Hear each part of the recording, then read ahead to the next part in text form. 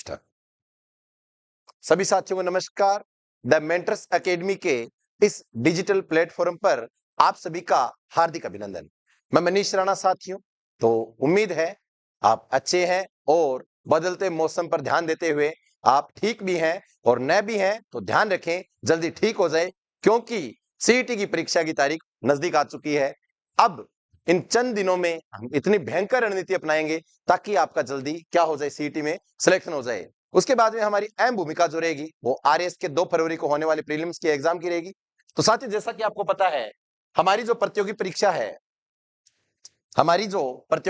है राजस्थान की सभी प्रतियोगिता परीक्षा के लिए यह महत्वपूर्ण क्लास रहेगी। तो साथियों, जैसा कि आपको पता हो, आज हम चर्चा करेंगे राजस्थान के भूगोल के महत्वपूर्ण टॉपिक की, जिसका नाम क्या है? तो उसका नाम क्या रहेगा आपके साथियों? जलवायु। कौन सी वायु है साथियों? जलवायु। तो चर्चा करते हैं साथियों पहले प्रश्न की ओर। क्वेश्चन नंबर 1 बेहतरीन और गजब क्वेश्चन है, ध्यान देना साथियों। राजस्थान की किसकी बात कर रहा हूं साथियों? राजस्थान का वह जिला जिसका भौगोलिक व सामाजिक, भूगोल का मतलब होता है अपने भौगोलिक अर्थात हमारा जो माहौल है उसके अनुसार, और सामाजिक जो अपने आसपास के क्षेत्र उसके अनुसार, वातावरण, वातावरण आप समझते ही हो, और पर्यावरण हमारे आसपास का आवरण, और राजनीतिक, राजनीतिक का मतलब कि हम किस राज्य की संबंधित राजनेताओं की बात करें उसकी बात नहीं करेंगे। राजनीति का मतलब क्या होता है? प्रशासन। सीमा उत्तर प्रदेश एवं मध्य प्रदेश से मिलती है। आपको गुरुजी क्वेश्चन की लैंग्वेज समझ में नहीं आई? अरे कैसे आ जाएगी साथियों? सेकंड ग्रेड व्याख्याता परीक्षा 2010 में आया हुआ प्रश्न है। 2010 की व्याख्याता परीक्षा जिसमें नाम मिलता है सेकंड ग्रेड का, उसमें क्वेश्चन आया हुआ है, जिसे कहते हैं अपन किसकी? लेक्चरर की भर्ती में 2010 में आया हुआ प्रश्न है। और प्रश्न क्या है? राजस्थान का वह जिला जिसकी भौगोलिक व सामाजिक, वातावरण, पर्यावरण तथा राजनीतिक सीमा उत्तर प्रदेश व मध्य प्रदेश के साथ लगती है। तो पहले आपको पता होना चाहिए कि राजस्थान के साथ सीमा किन किन राज्यों की लगती है। तो शायद अगर आपने पहली क्लास पढ़ी है, मेरी देखी है, आराम से पढ़ा है, समझा, उसको नोटबुक में लिखा है, तो आप नोटबुक को फिर से उठाएं और उसमें देखें क्या मैंने पहले दिन राजस्थान का सामान्य परिचय पढ़ाया, उस समय सीमाएं बताई नहीं थी क्या? बताई थी ना। तो सुनो ध्यान से। नंबर 1 मिलता है अलवर, दूसरा मिलता है भरतपुर, तीसरा धौलपुर व चौथा करौली।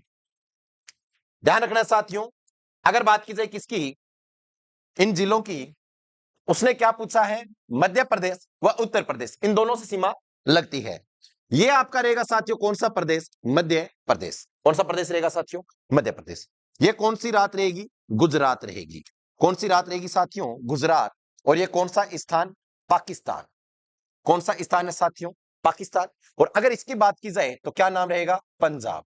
किसका नाम रहेगा साथियों? पंजाब का। और ये कौन सा याना? हरियाणा। और अगर बात की जाए किसकी, तो यहां पर रहेगा आपके पूर्वी क्षेत्र में कौन सा प्रदेश? उत्तर प्रदेश। बात समझ में आ गई साथियों? तो लाइक शेयर सब्सक्राइब कर दो फटाफट और कमेंट करो जल्दी फटाफट।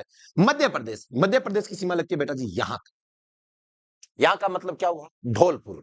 और धौलपुर से लेकर बांसवाड़ा तक के अंतिम छोर तक इसकी सीमा लगती है मध्य प्रदेश की। मध्य प्रदेश की सीमा लगती है साथियों कितने किलोमीटर? 1600 किलोमीटर। तो आप कहेंगे गुरुजी उत्तर प्रदेश की सीमा कितनी लगती है? तो 877 या 76 किलोमीटर उत्तर प्रदेश की लगती है। उत्तर प्रदेश के साथ सिर्फ 2 जिलों की सीमा लगेगी, ध्यान रखना आपको। एक तो कौन सा पुर? भरतपुर। और दूसरा क्या नाम रखना आपको? धौलपुर। डींग का अगर नाम याद रखें तो कोई दिक्कत नहीं है, डींग का भी आप नाम याद कर सकते हो। परंतु उत्तर प्रदेश यहां तक आपका भरतपुर, धौलपुर, और उससे पहले कौन सा वर? अलवर। अलवर का जो हिस्सा रहता है साथियों वो हरियाणा तक रहता है और नवीनतम जिलों के अनुसार डिंग तक रहता है। अब देखिए क्या होता है, यहां तक आपने अलवर मान लिया, ठीक है गुरुजी। अलवर तो आपका गया कौन से प्रदेश में?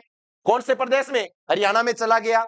और हरियाणा की सीमा कितनी है गुरुजी, वो भी बता दो फटाफट। तो ध्यान रखना, हरियाणा की सीमा कितनी है आपके? 1200 किलोमीटर। और अगर बात की जाए पंजाब की तो 89 किलोमीटर। 1020 20 किलोमीटर सीमा तो किसकी लगती है साथियों? गुजरात की लगती है। तो आप क्या कहेंगे? अलवर की सीमा किसके साथ लग गई? हरियाणा के साथ में। भरतपुर की सीमा किसके साथ लग गई? तो आप कहेंगे हरियाणा के साथ में। धौलपुर की सीमा किसके साथ लग गई? तो आप कहेंगे उत्तर प्रदेश के साथ में। करौली की सीमा किसके साथ लग गई? तो करौली बेटा जी आपका यहां रहेगा। और करौली का अगर नाम याद रखना है तो याद रखना आप, चंबल बीहड़ भी करौली के पास में है, तो ध्यान रखना आप।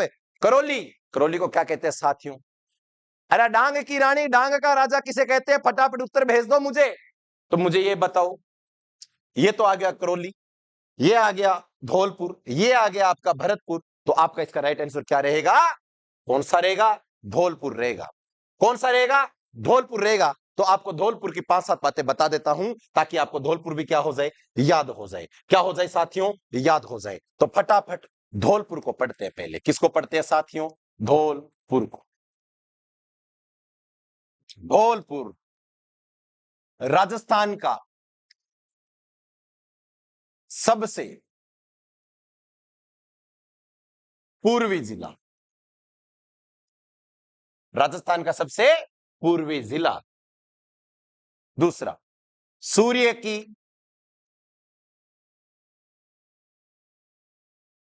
सबसे, सॉरी, याद रखना बड़ा जबरदस्त क्वेश्चन दे रहा हूं, ये भी देखिए।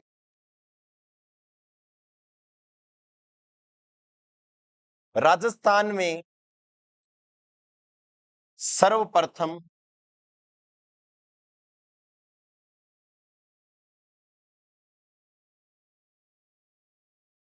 सूर्य की किरणें धौलपुर में पड़ती हैं। धौलपुर का देशांतर 78 डिग्री 17 मिनट रहेगा। इसी के साथ में धौलपुर की अगर बात की जाए तो धौलपुर किस संभाग में आएगा? तो धौलपुर आएगा आपके भरतपुर संभाग में। इसी के साथ में धौलपुर का अगर नाम आता है तो धौलपुर में जाट राजवंश ने क्या किया? राज किया। धौलपुर के साथ अगर भरतपुर का नाम आया तो भरतपुर, जिसे जाटों का क्षेत्र कहते थे। इसी के साथ में सबसे बड़ी बात है कि भरतपुर का अगर नाम आए तो क्या कहते हैं इसे? एक नाम व्यक्ति का मिलता है, जाटों का प्लेटो। और जाटों का प्लेटो किसे कहते हैं? सूरजमल। कौन सा मल था साथियों? सूरजमल जाट था। बात समझ में आ गई क्या? आ गई ना? तो पक्का देखिए, ये आप देखिए, एक बार इसका स्क्रीनशॉट ले लीजिए। इसके बाद में धौलपुर की एक बार इतनी बात बताऊंगा मैं। ले लिया क्या? फटाफट पीछे देखिए फिर से। धौलपुर का ले लिया, उत्तर सही था इसलिए ले लिया। भरतपुर का, भरतपुर के अभी आपको मैंने संभाग के बारे में बता दिया है। भरतपुर की और बातें करते हैं तो सुन लीजिए। आप लिखिए भरतपुर।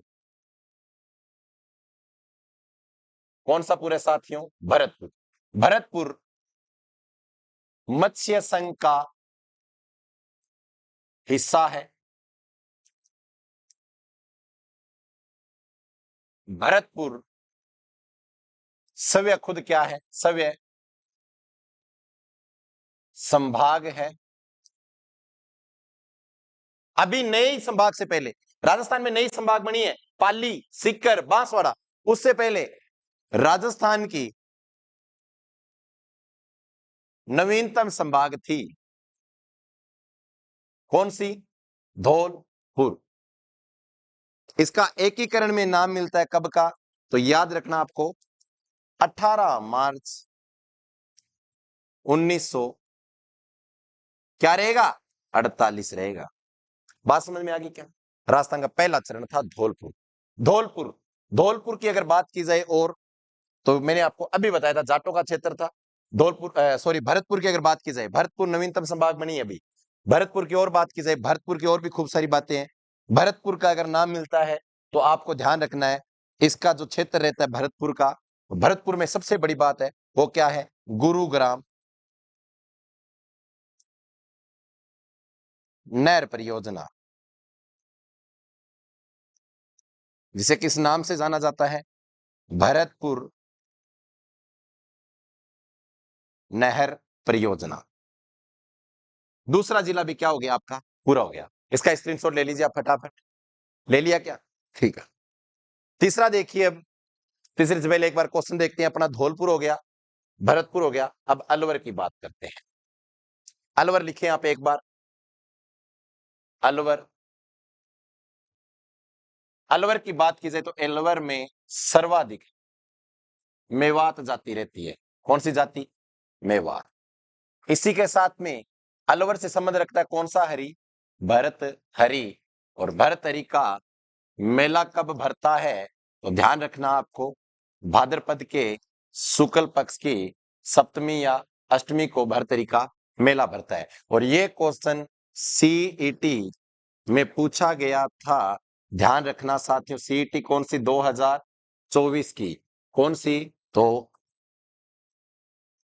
ग्रेजुएशन लेवल की, उसमें पूछा गया प्रश्न था। और क्या था?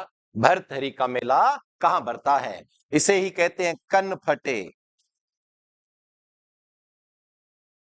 कन फटे नाथों का तीर्थ। समझ में आ गई क्या भरथरी के बारे में? और अलवर की बात की जाए, अलवर में क्या है? तो अलवर में क्या है साथियों? एक अभयारण्य है जिसका नाम मिलता है सरिस्का अभयारण्य है। कहां पर है साथियों? आपके अलवर में। अलवर जो है ढूंढाड़ का हिस्सा था। ठीक है साथियों, तो इसका भी स्क्रीनशॉट ले लीजिए। अलवर भी आपका पूरा हो गया। ले लिया? आगे चर्चा करते हैं। देखिए, अलवर हो गया, भरतपुर हो गया, धौलपुर हो गया, करौली की बात करते हैं। तो करौली में आइए, हेडिंग लगाएं करौली। करौली की स्थापना कहते हैं कौन सी देवी ने की? केला देवी ने। केला देवी का मेला कब भरता है साथियों? चैत्र के शुक्ल पक्ष की अष्टमी को, जिसे क्या कहते हैं? केला अष्टमी।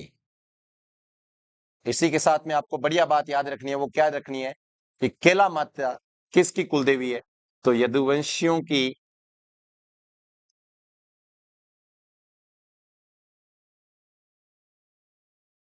कुलदेवी है केला देवी।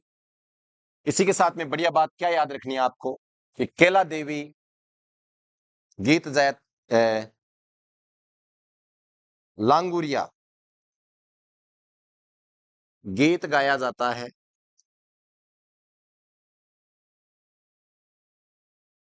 केला देवी की स्मृति में जोगणिया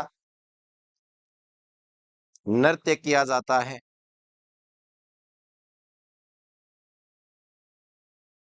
केला देवी के बारे में और भी खूब सारी बातें हैं। केला देवी का मंदिर जो बना हुआ है वो करौली में बना हुआ है। कौन सी पर्वत पर? तो त्रिकूट पर्वत पर। कौन से पर्वत पर साथियों? त्रिकूट पर्वत पर। और अगर आपको पूछ ले त्रिकूट पहाड़ी, त्रिकूट पहाड़ी, तो ध्यान रखना है साथियों कौन सा मेर है? जैसलमेर। कौन सा मेर है साथियों? जैसलमेर है। करौली मत्स्य संघ का हिस्सा था। ठीक है ना? इससे बड़ी बात और क्या मिलती है? यहाँ पर नदी बहती है, इसका नाम क्या मिलता है? चंबल बहता है। कौन सी नदी बहती है यहाँ पर? चंबल बहती है। ठीक है ना? डन डना डन। इसका स्क्रीनशॉट ले लीजिए आप। ये आपके चारों हो गए टॉपिक। देखिए, ऑप्शंस कंप्लीट। और इसका राइट आंसर क्या हो जाएगा आपका? धौलपुर। धौलपुर की सीमा जो है वो मध्य प्रदेश व उदयपुर उत्तर प्रदेश दोनों के साथ लगती है। अगला क्वेश्चन देखिए साथियों, दूसरा क्वेश्चन। राजस्थान की सर्दियों की वर्षा मुख्यतः होती है। ग्रेड सेकंड में फिर से क्वेश्चन पूछा गया 2010 में। राजस्थान में मुख्यतः वर्षा कहां से होती है? पहली बात, राजस्थान की सर्दियों की वर्षा, सर्दियों की बात करते हैं तो आपको पता होना चाहिए राजस्थान है साथियों। कौन सा स्थान है? राजस्थान। ऑप्शन में क्या देख रहे हैं? उत्तर पूर्वी हवाएं, दक्षिणी पश्चिमी हवाएं, सहवनी धाराएं, उत्तर पश्चिमी हवाएं। ये आपका पूर्व, ये पश्चिम, ये है दक्षिण और ये है उत्तर। कहते हैं राजस्थान में सर्दी जो आती है ना वो उत्तर पूर्व से आती है। कहां से आती है साथियों सर्दी? उत्तर पूर्व से।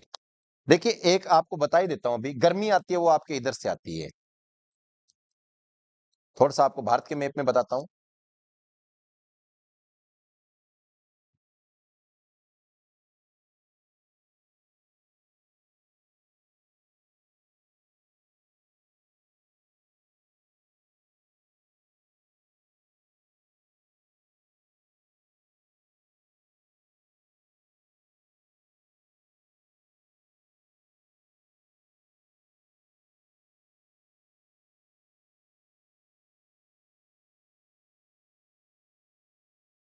ये लीजिए बेटा, समझ में आ रहा है कि भारत कुछ ऐसा अपना अनुमान लगाना है, कोई बात नहीं है।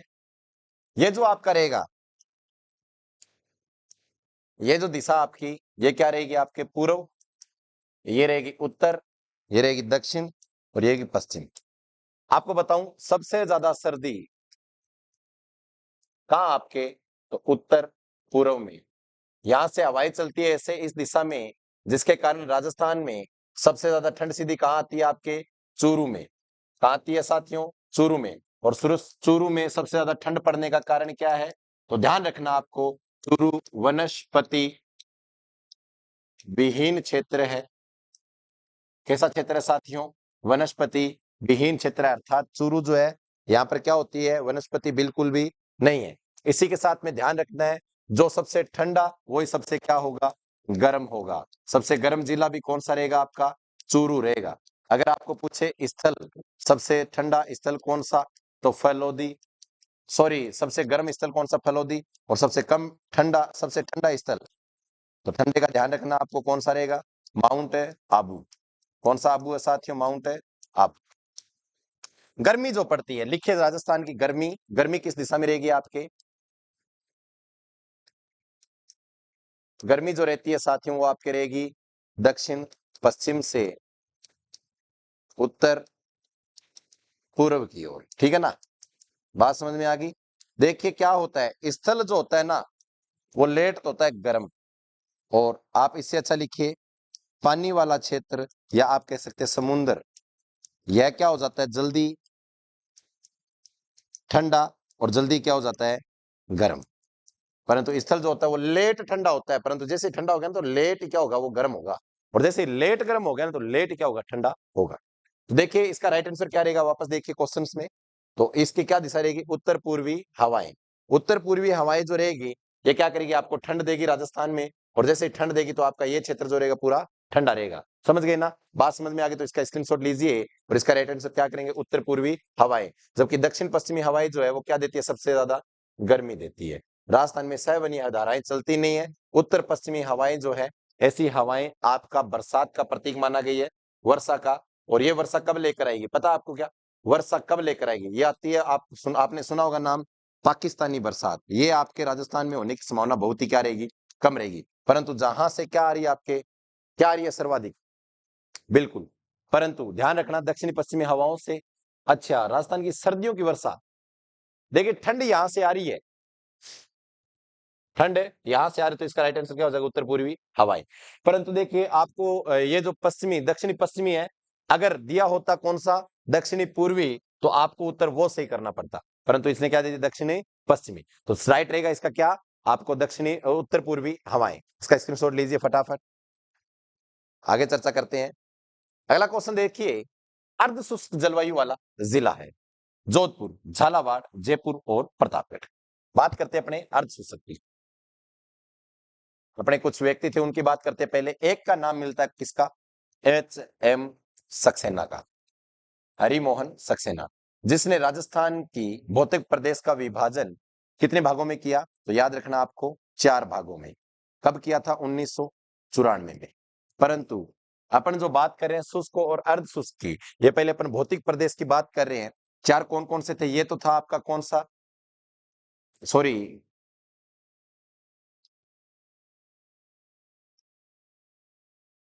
ये रहेगा मरुस्थल वाला हिस्सा, ये रहेगा आपका अरावली का हिस्सा, ये जो रहेगा आपका मैदानी क्षेत्र, और ये रहेगा आपका पठारी क्षेत्र। एच एम सक्सेना ने इतने भागों में बांट दिया, समझ गए ना।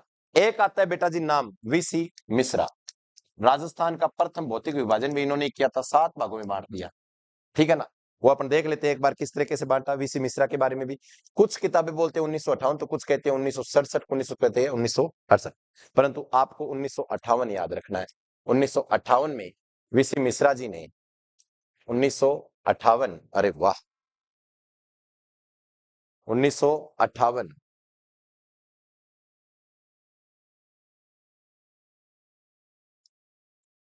वीसी मिश्रा जी ने क्या किया था, राजस्थान के भौतिक स्वरूप का विभाजन क्या किस तरीके से किया। ये तो आप गया कौन सा क्षेत्र आपका, नहरी क्षेत्र। ये आपका आ गया मरुस्थलीय क्षेत्र, शुष्क अर्ध शुष्क भी इन्होंने रखा था, वो अभी देख लेते हैं अपन। ये रह गया आपका अरावली क्षेत्र, कौन सा क्षेत्र है साथियों, अरावली क्षेत्र। ये आपका आ गया मैदानी क्षेत्र, कौन सा क्षेत्र, मैदानी क्षेत्र। ये आ गया आपका पठारी क्षेत्र। ये आ गया आपका औद्योगिकी क्षेत्र, दक्षिणी पूर्वी का औद्योगिक क्षेत्र। ये आ गया आपका चंबल बीहड़, कौन सा बीहड़ है साथियों, चंबल बीहड़। 1 2 3 4 5 6 और 7, बात समझ में आ गई क्या।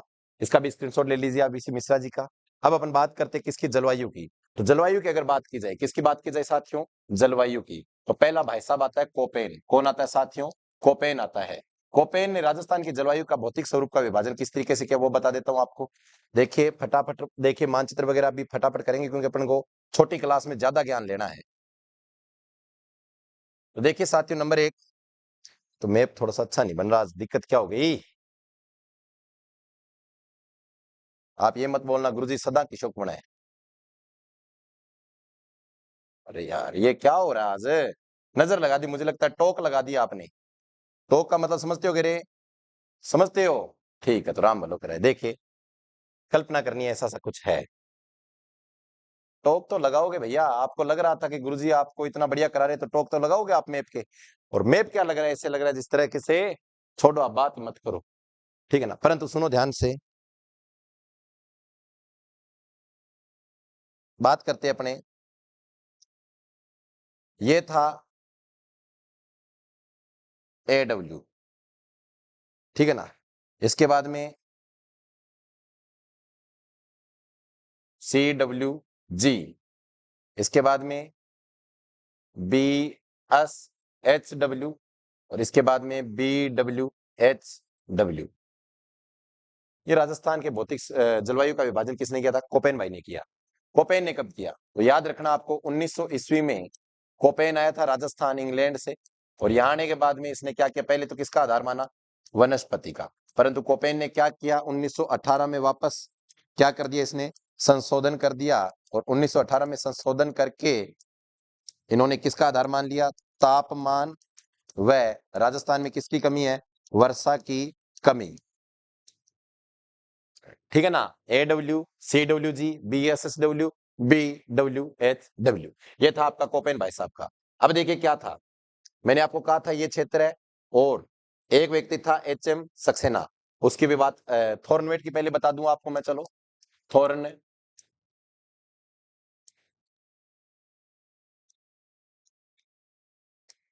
थॉर्नवेट, थॉर्नवेट ऐसे होता है, थॉर्नवेट ऐसे होता है, अरे झूठ बोल रहे हो ना आप, कैसे होता है थॉर्नवेट, ये हो गया थॉर्न, ओहो, ये क्या हो रहा है आज भाई, गलत करवा रहे हो आप, क्या दिक्कत क्या आपकी, ये हो गया थॉर्नवेट, बार बार गलत करवा रहे हो, ऐसे थोड़ी ना होता है भाई। कितनी बार कह दिया आपको मैं कि आप अच्छे से लिखवाते नहीं हो, लिखवाते नहीं हो, दिक्कत क्या आपको, पढ़ते हो कि नहीं पढ़ते, बिल्कुल पढ़ते हैं गुरुजी, सीईटी का पेपर पास में ना इसलिए पढ़ते हैं, नहीं तो नहीं पढ़ते गुरुजी, हमें भी खेत का खूब सारा काम होता है। बेटा खेत कूद का काम ये चलता रहता नहीं, थारू के छानो है। अब मैं थाने कसी लियार तो ट्रेन रही हो, और ना थाने या के दूं थे पढ़ लियो, और मैं थारो खेत वाला काम करे ये तो को नहीं सिखाए। पर तो ध्यान दीजिए आप, थॉर्नवेट ने क्या कहा है, कहा कि जो AW है ना, जो राजस्थान का भौतिक स्वरूप का विभाजन, ये जो है BW, ये मरुस्थल वाला क्षेत्र, ये क्या रहेगा EAD, ये रहेगा। कोपेन का जो AW था ना, उसका इसने कह दिया CAW। और ये जो बचा हुआ क्षेत्र जो है, ये DBW, DB नहीं होगा, सॉरी, ये रखना आपको DAW, समझ गए ना? DAW, BAW, BAW है क्या? नहीं है ना, फिर क्यों बुलवा रहे हो? EAD, CAW और क्या रहेगा आपका? DBW। ये किसका था? थॉर्नेवेट का। तो ध्यान रखना साथियों, अपने बात कर रहे थे किसकी? क्वेश्चन देखिए कितना जबरदस्त है।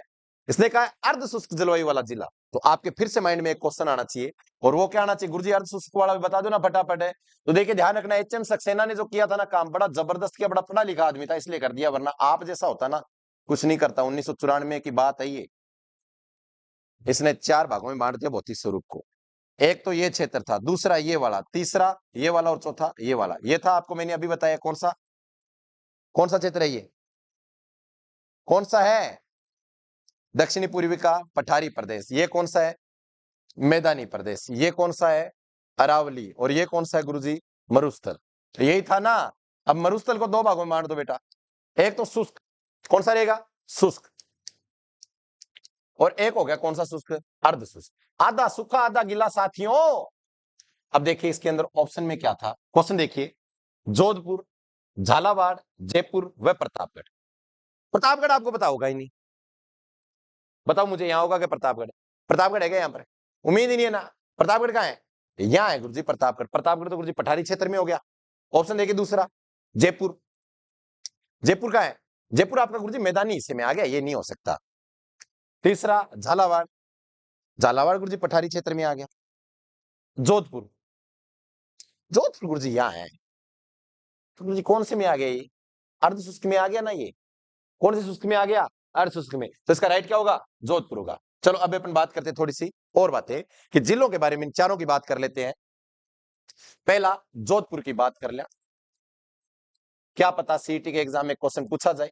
जोधपुर की अगर बात की जाए तो जोधपुर की स्थापना 12 मई 1459 को मां करनी ने, कौन सी माता?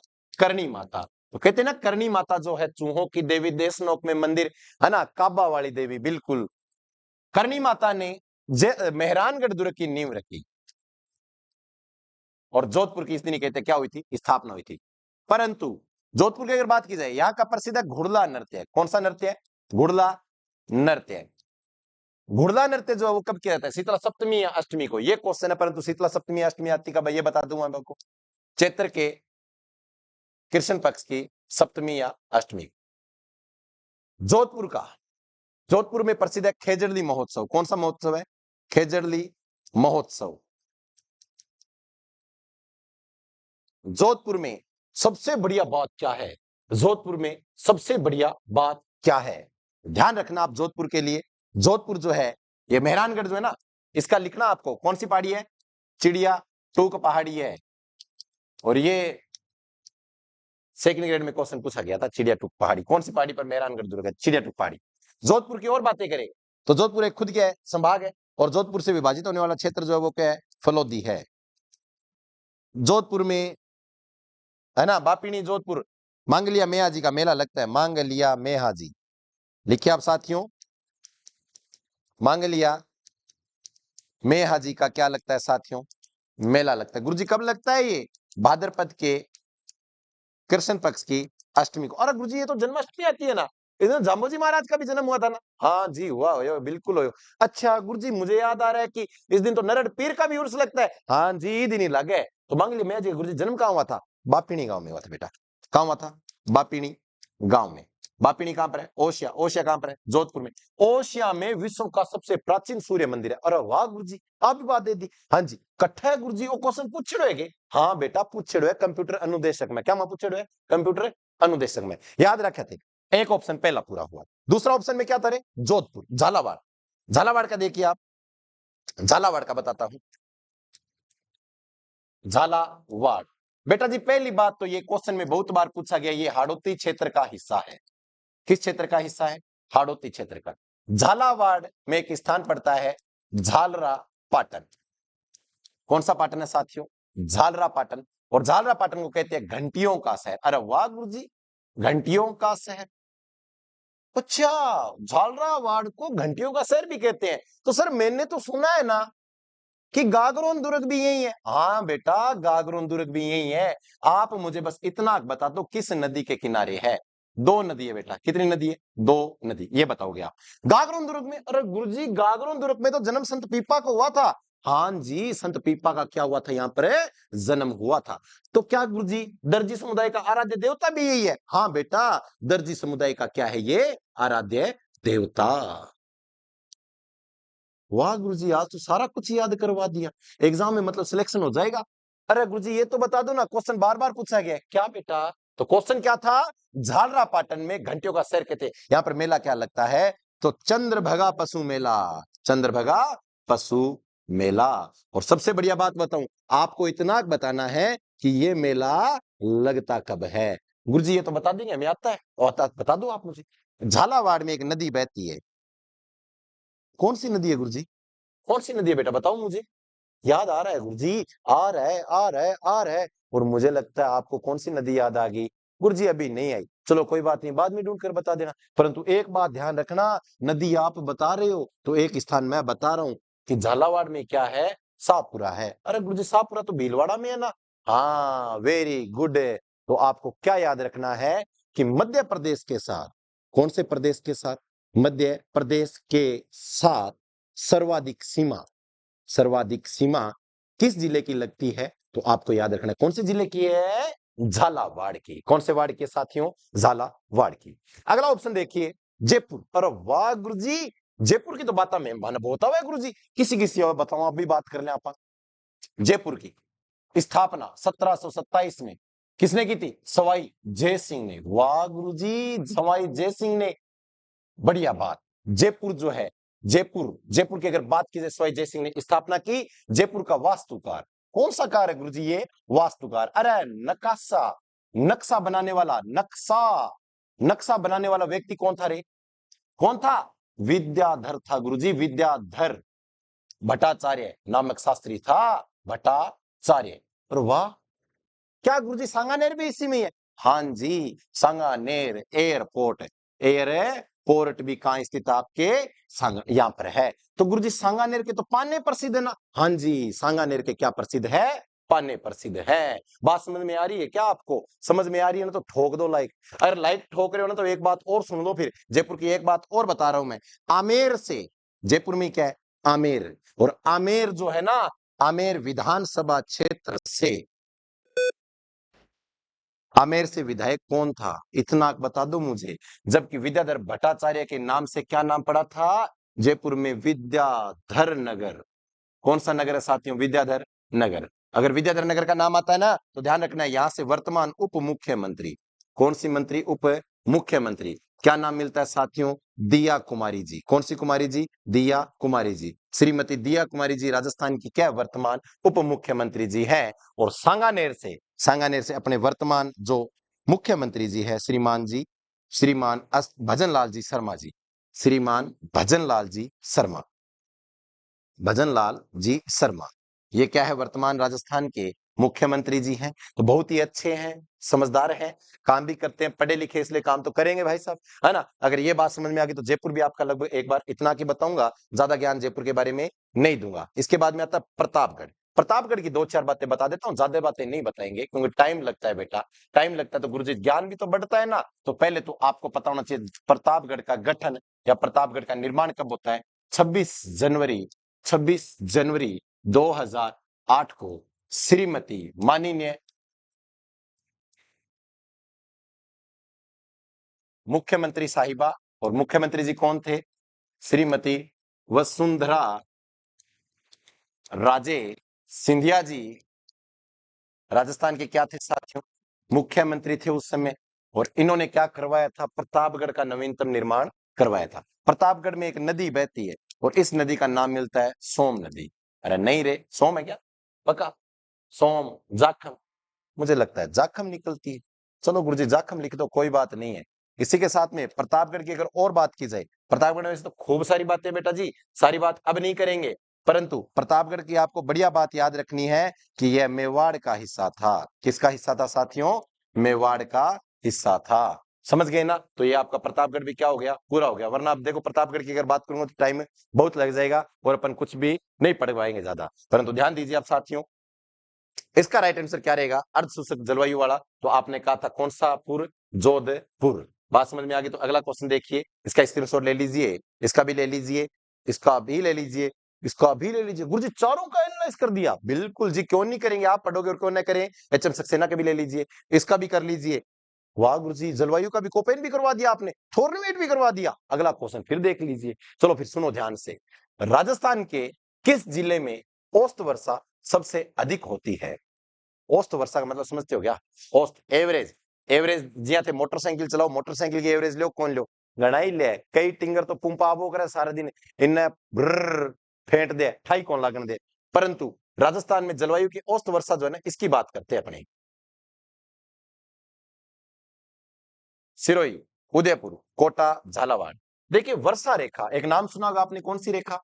वर्षा रेखा। नागपुर जी, वर्षा रेखा का नाम नहीं सुना, मैंने तो खाली रेखा का नाम सुना है। रेखा हमारी क्लासमेट थी, रेखा बड़ी बोलती थी। रेखा गुरुजी कभी नाकर नहीं आती थी, खूब बार देखा है।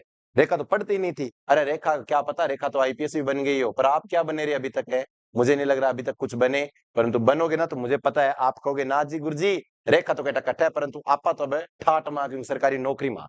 वर्षा रेखा, वर्षा रेखा का आपको याद रखना है, ये आपको क्षेत्र रखना है 0 से 25 वाला। कितने सेमी वाला? 0 से 25 वाला। ये अर्ध शुष्क वाला 25 से 50 वाला, आपके अरावली वाला 75 वाला, इसके बाद में आपके मैदानी क्षेत्र वाला 90 वाला, और 90 से ज्यादा वाला 120 वाला। अब मुझे ये बताओ, सर्वाधिक वर्षा यहां हुई, यहां हुई, यहां हुई, यहां हुई, यहां हुई, या यहां हुई? आप मुझे इतना बता दो, तो आपके दिमाग में क्या आएगा? गुरुजी यहीं हो रही है ना, तो ये क्षेत्र रहेगा, और ये कौन सा रहेगा आपका? झालावाड़। झालावाड़ आपको अभी एक बार एनालाइज करवा दिया झालावाड़ के बारे में। सिरोही का नहीं करवाया अभी तक, उदयपुर का नहीं करवाया, और कोटा का नहीं करवाया। चलो पहले बात करते हैं अपनी सिरोही की। किसकी बात करते हैं साथियों? सिरोही की। हेडिंग लगा लो सभी, सिरोही। सिरोही की अगर बात की जाए, सिरोही की खूब सारी बातें हैं। मैं एक बार पहले तो झील बता देता हूं। झील का नाम मिलता है नक्की झील। कौन सी झील मिलती है साथियों? नक्की झील। नाम क्या मिलता है? देवताओं के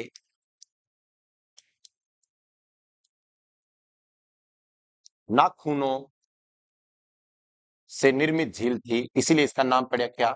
नक्की झील। सिरोही में ही, सिरोही में आपका कौन सा आबू? माउंट आबू। सिरोही में कौन सा Abu? Mount Abu. Mount Abu, mount Abu में कौन सी माता का मंदिर है? अर्बुदा माता का मंदिर। अर्बुदा माता का क्या है? मंदिर, जिसे क्या कहते हैं साथियों? राजस्थान की वैष्णो। राजस्थान की क्या कहते हैं? वैष्णो। जबकि थार की वैष्णो किसे कहते हैं? तन्नोट माता को। और राजस्थान की राधा किसे कहते हैं? मीराबाई को। वागड़ की मीरा किसे कहते हैं? गौरीबाई को। और मत्स्य की मीरा किसे कहते हैं? तो सहजोबाई। सिरोही की। और सिरोही की बात बताता हूं, यहीं पर यह आपके कौन सी? गुरु शिखर चोटी। गुरुजी, गुरु शिखर चोटी का नाम ले रहे हो तो मुझे यह भी बता दो ना, इसकी ऊंचाई कितनी है?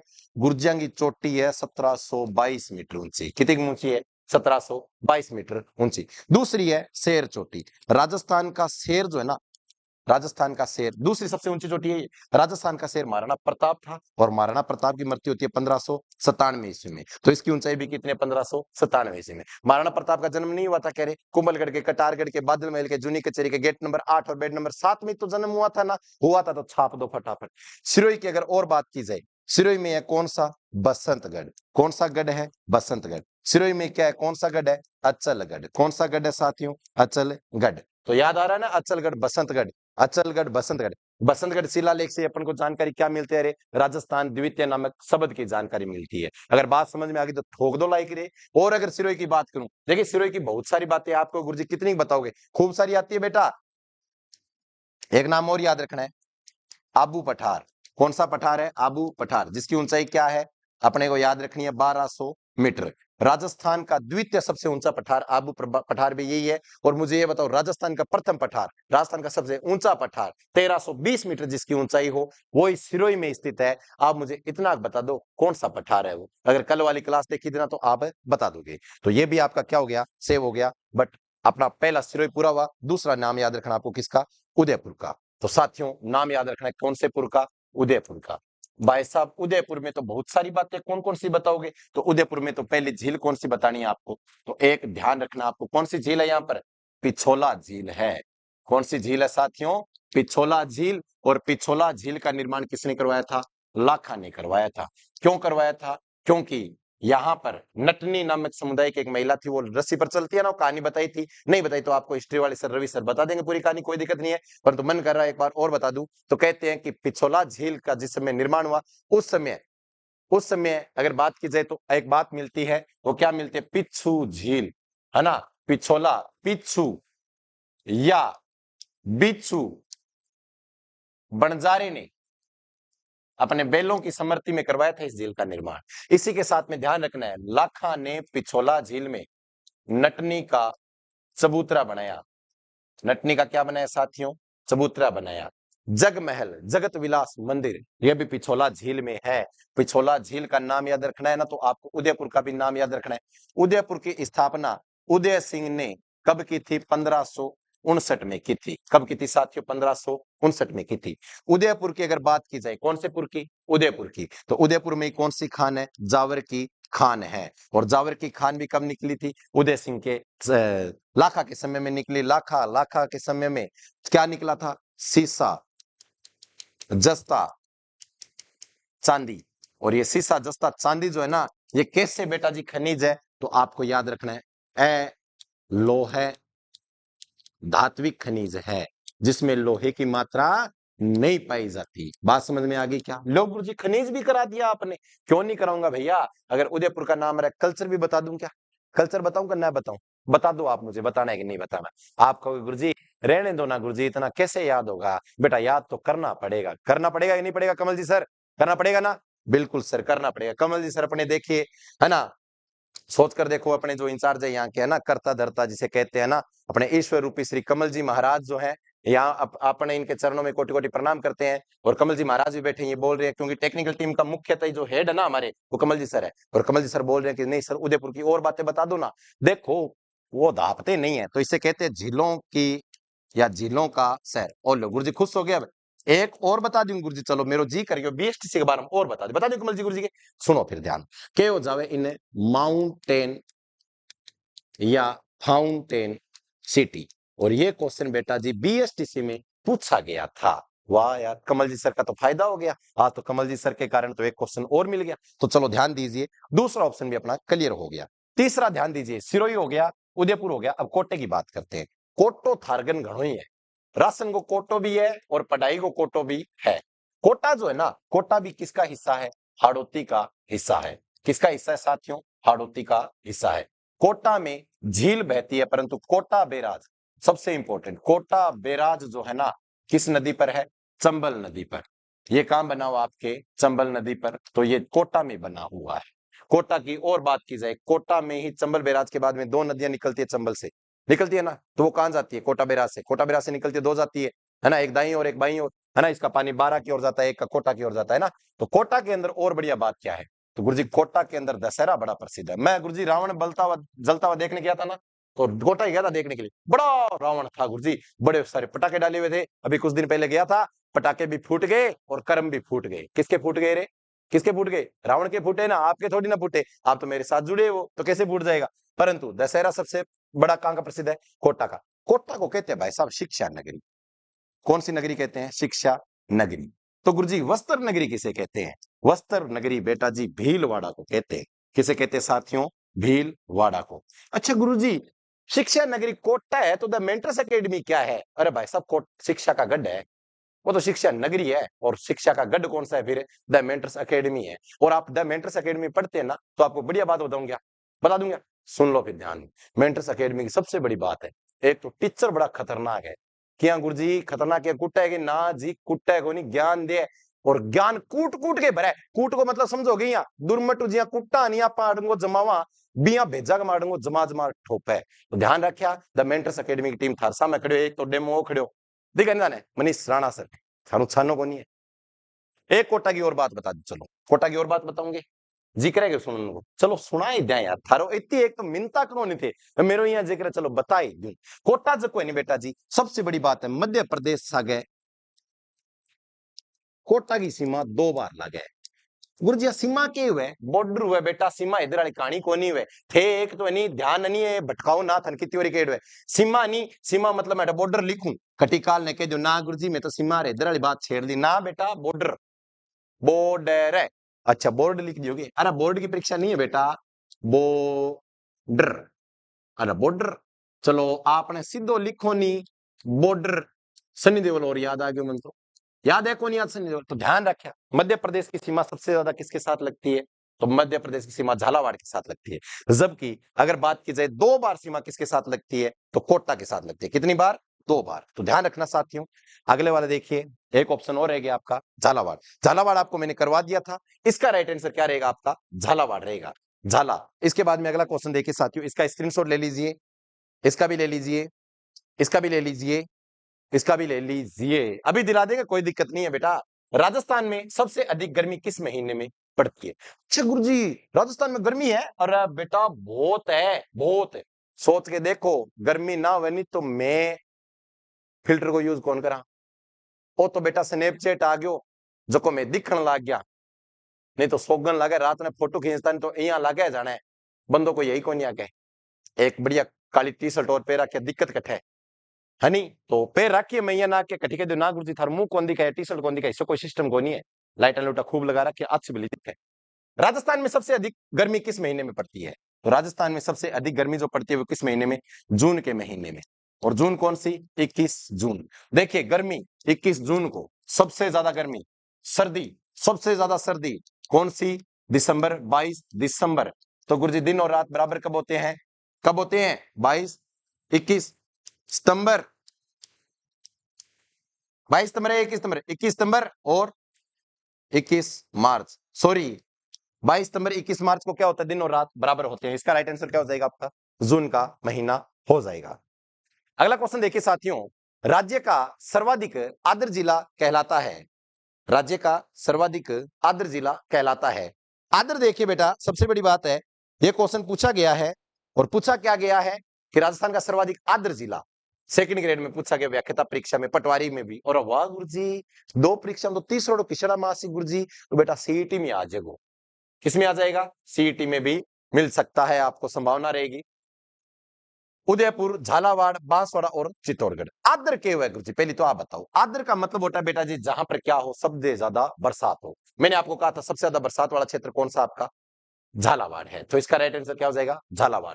उदयपुर की हमने पूरी बातें पढ़ ली, झालावाड़ की भी पढ़ ली। अब बांसवाड़ा और चित्तौड़गढ़ की पढ़ा देता हूं। तो सुनना साथियों, पहले तो कौन सा वाड़ा पढ़ लेते हैं? बांसवाड़ा। बांसवाड़ा की सबसे बड़ी बात है, यहां पर कांठल की गंगा माही नदी बहती है। कौन सी नदी? माही नदी। और माही नदी जो है ना, इसका प्रवेश राजस्थान में कहां होता है? बांसवाड़ा में होता है। इस पर है माही बजाज सागर परियोजना। इसके साथ में बांसवाड़ा को क्या कहते हैं? 100 द्वीपों का शहर। 100 द्वीपों का शहर कौन सा वाड़ा? बांसवाड़ा। बांसवाड़ा की सबसे बड़ी बात है, बांसवाड़ा में कौन सा कांड हुआ था? मानगढ़ कांड। कौन सी नवंबर? 17 नवंबर 1900 कब हुआ था रे? 13 को। बात समझ में आ गई क्या? इसी के साथ में यहां जो नेतृत्व करता थे वो कौन थे? गोविंद गिरी जी। कौन से गिरी जी? गोविंद गिरी जी। इसे क्या कहते हैं मानगढ़ कांड को गुरुजी? राजस्थान का जलियांवाला बाग हत्याकांड। इसी के साथ में माही बजाज सागर परियोजना जो है ना, इसके बाद में माही नदी का पानी जाता है कहां पर? आपके प्रतापगढ़ के उदय डूंगरपुर के पास में, है ना? तो वहां पर 2 नहरें निकलती है, एक तो भिखाबाई, एक आनंदपुरा। तो ध्यान रखना आपको। बांसवाड़ा के बारे में और भी खूब सारी बातें अभी अपन बात करेंगे तो समय लग जाएगा, परंतु दूसरा ऑप्शन क्या था आपका? चित्तौड़गढ़। चित्तौड़गढ़ की बातें बता देता हूं। गढ़ दिल्ली, गढ़ तो गडैया, अच्छा गढ़ तो चित्तौड़गढ़, बाकी सब क्या है? गडैया। इसका निर्माण चित्रागंद मौर्य ने करवाया। कौन से मौर्य ने? चित्रागंद मौर्य ने। चित्तौड़गढ़ में क्या है साथियों? भैंसरोडगढ़ है। भैंसरोडगढ़ है, जहां से चंबल नदी क्या करती है साथियों? प्रवेश करती है। कौन सी नदी प्रवेश करती है? चंबल नदी प्रवेश करती है। तो गुरुजी मुझे ये बताओ, चित्तौड़गढ़ नाम कैसे पड़ा? चित्रागंद के अपभ्रंश से चित्तौड़गढ़ पड़ा था। पहले इसका नाम कहते हैं कि चित्रकूट था, चित्रकूट से चित्तौड़गढ़ बन गया। इसी के साथ में चित्तौड़गढ़ गुरुजी, चित्तौड़गढ़ दुर्ग कहां पर है? चित्तौड़गढ़ दुर्ग है बेटा जी मेसा के पठार पर। कौन से पठार पर है? मेसा के पठार पर। चित्तौड़गढ़ दुर्ग कहां पर है? मेसा के पठार पर। इसी के साथ में बढ़िया बात क्या है, चित्तौड़गढ़ मेसा के पठार पर है, तो आपको एक बात और याद रखनी है। वो क्या रखनी है कि चित्तौड़गढ़ जो है वो दो भागों में क्या है साथियों, विभाजित है। दो भागों में क्या है साथियों, विभाजित है। इसी के साथ में चित्तौड़गढ़ का नाम याद रखना आपको। चित्तौड़गढ़ से एक बात जरूर याद रखनी है कि चित्तौड़गढ़ पर अधिकार किसने किया था साथियों, तो ध्यान रखना आपको, किसने किया था 734 ईस्वी में, किसने किया था, काल भोज ने, जिसकी उपाधि क्या थी, बप्पा रावल। कौन सा रावल था, बप्पा रावल।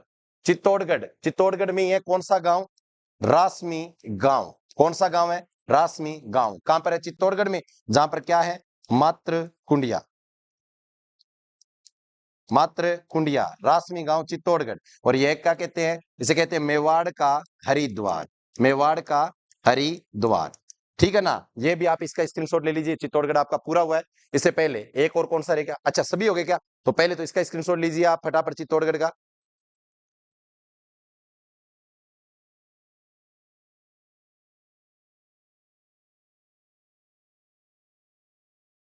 चित्तौड़गढ़ गया कि नोटपैड गया, अच्छा क्या हो रहा है, चलो ठीक है, अच्छा भी हुआ, जो भी होता है ना अच्छे के लिए होता है। आपको पहले दिखा दिया ना क्या सिस्टम होता है ना। तो इसका स्क्रीनशॉट ले लीजिए क्या आपने,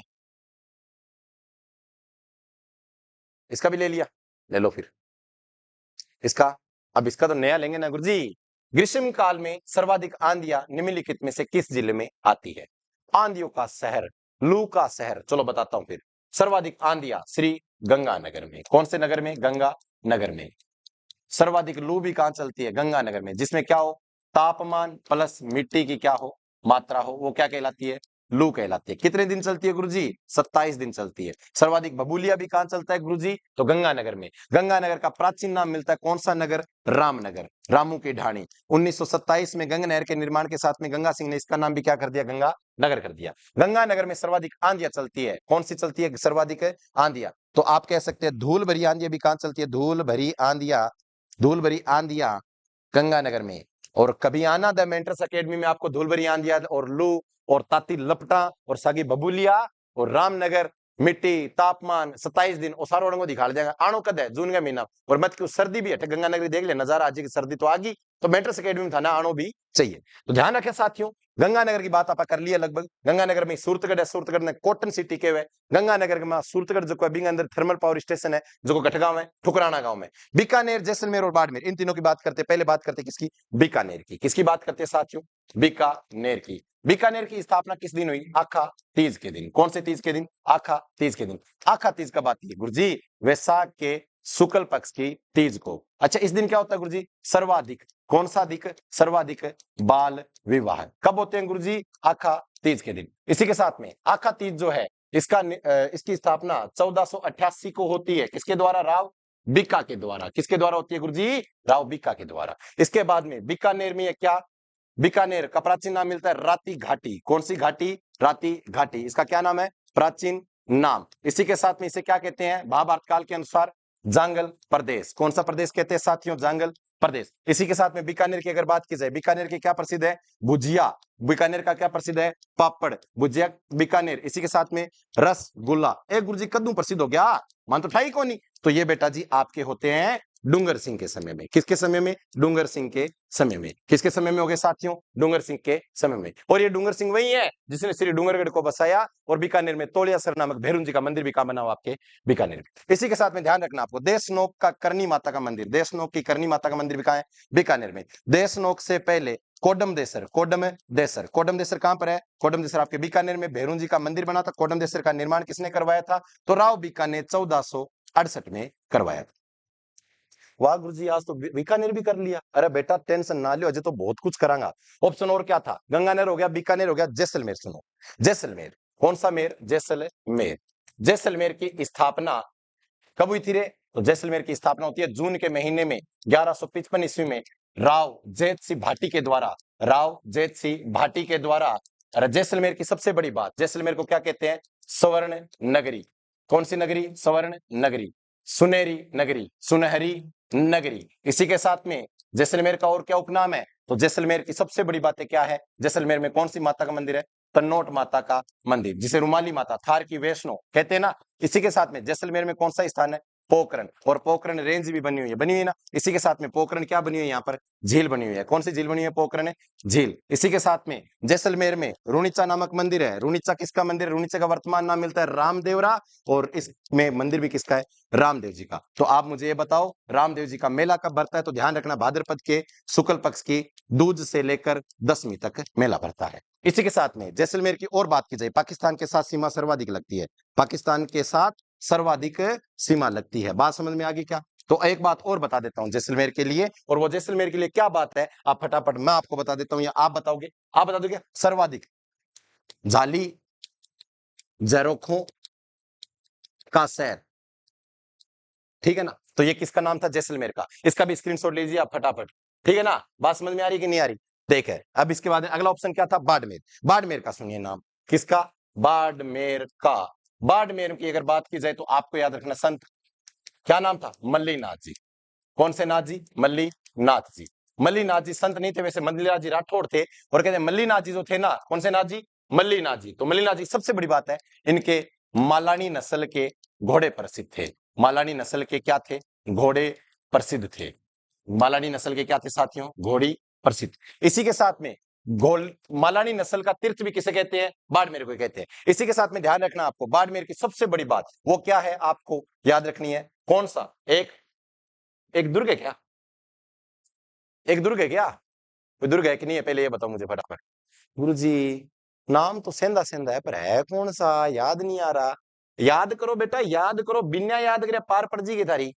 पड़ जाएगी, पहले आप थे खुद बता दो। विद्या पढ़ाएगी सोगन खाजो, पड़ जाएगी। कौन पढ़े?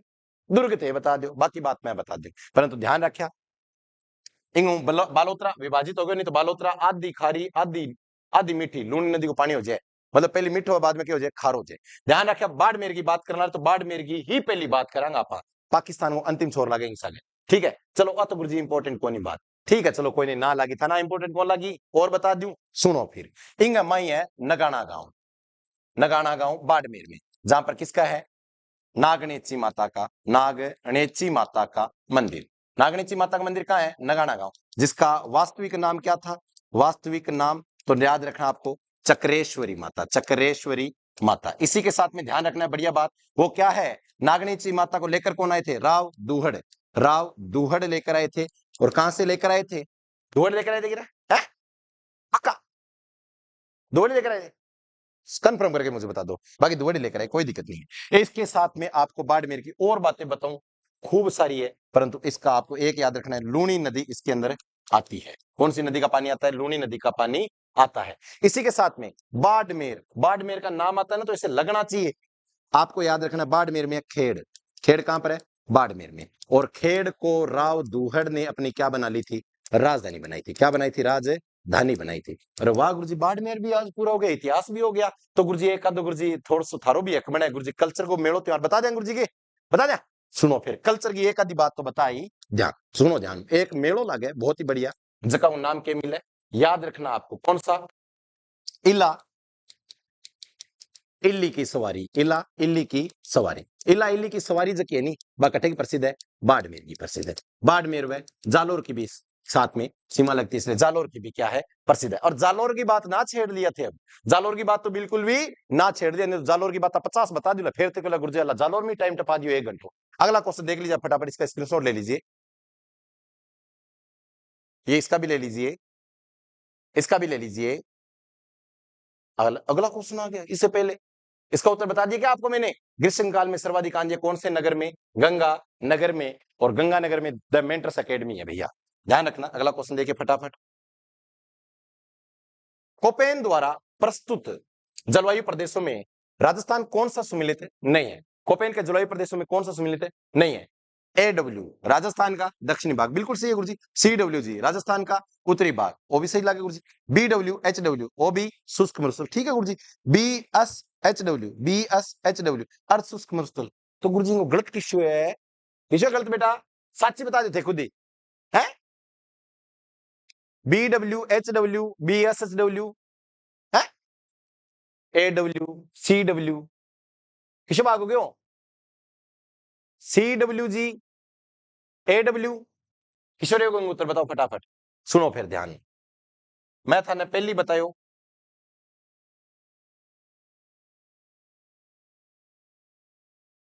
वो आ गयो CWG पूर्वी क्षेत्र, AW दक्षिणी पठारी क्षेत्र, BSHW अरावली क्षेत्र और BWHW आपको किशोरी को थारो ध्यान रखना, किशोरी को आपको मरुस्थलीय क्षेत्र। तो बेटा इसने तो शुष्क अर्धशुष्क को विभाजित ही नहीं किया, तो उसका क्या हो जाएगा आप देखिए ध्यान से वापस, ये आपके लिए मैं वापस लेकर आया हूं। देखो फिर से दक्षिणी भाग AW गुरुजी बिल्कुल सही है, CWG इसका भी अरावली सही है, BWHW ये गुरुजी शुष्क मरुस्थल बिल्कुल सही है, BWHW अर्ध शुष्क मरुस्थल नहीं बेटा जी, ये आपका किसका हिस्सा रहेगा, आपका अरावली का हिस्सा। किसका हिस्सा रहेगा, अरावली का हिस्सा, क्योंकि बेटा जी कोपेन ने 4 भागों में वर्गीकरण किया, क्या था, AW CWG और BWHW BSHW, तो बेटा जी 4 भाग हुए तो 5 भाग बना दिया ना, तो खुद ही, तो इंगो राइट आंसर क्या हो जाएगा आपने, अर्ध शुष्क मरुस्थल, क्योंकि कोपेन ने अर्ध शुष्क का तो विभाजन ही नहीं किया बेटा। किया था कि खुद बता दो आप, अगर किया हो तो मैं चलो मान लूं, नहीं किया था ना तो दंड नाडन, इसका राइट आंसर चौथा ऑप्शन हो जाएगा BSHW, और इसका राइट आंसर अगर ये होता है तो अर्ध शुष्क मरुस्थल होगा। अर्ध शुष्क का अगर नाम आता है तो अर्ध शुष्क के बारे में आपको ध्यान रखना है, गंगानगर, हनुमानगढ़, चूरू, बीकानेर का कुछ हिस्सा, अनूपगढ़, नागौर। अरे भाई सीधा याद कर लो ना, गुरुजी इतना क्यों डोफा खुआ माने, सुनो फिर सीधा। अर्ध शुष्क को 4 भागों में बांटे, कौन कौन से, एक तो आता है गग्गर बेसिन,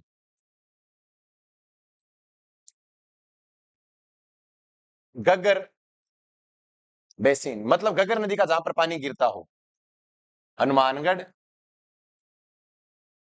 श्री गंगानगर, अनूपगढ़। दूसरा कांतली बेसिन, कांतली बेसिन का मतलब होता है शेखावाटी बेसिन, कांतली नदी का जहां पर पानी गिरता हो, झुंझुनू, नीम का थाना, सिक्कर, चूरू। कांतली के बाद में आता है आपके नागौरी उच्च भूमि, नागौर के आसपास का क्षेत्र, नागौर के आसपास का क्षेत्र, मेरवाड़ा का हिस्सा जो आता है ना, हाँ जी, घुघरा घाटी वाला क्षेत्र, हाँ गुरुजी बिल्कुल सही है। लूनी बेसिन, लूनी बेसिन का मतलब लूनी नदी का प्रवाहित होने वाला जल जो है ना वो लूनी बेसिन कहलाएगा। लूनी बेसिन के अंदर जिले आपके कौन से रहेंगे, बाड़मेर, बालोतरा, है ना, जालोर,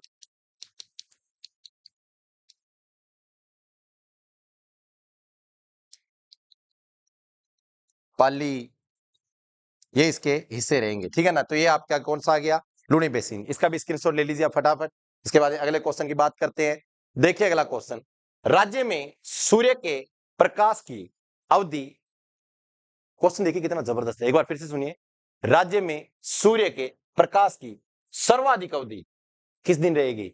अब तो गुरुजी जद रहेगी, जक दिन सारों ज्यादा के पड़ेगी, गर्मी पड़ेगी। अरे गुरुजी गर्मी तो 21 जून की पड़ी थी तो बताइए, हाँ बेटा 21 जून की पड़ी, ऑप्शन में क्या है 22 जून।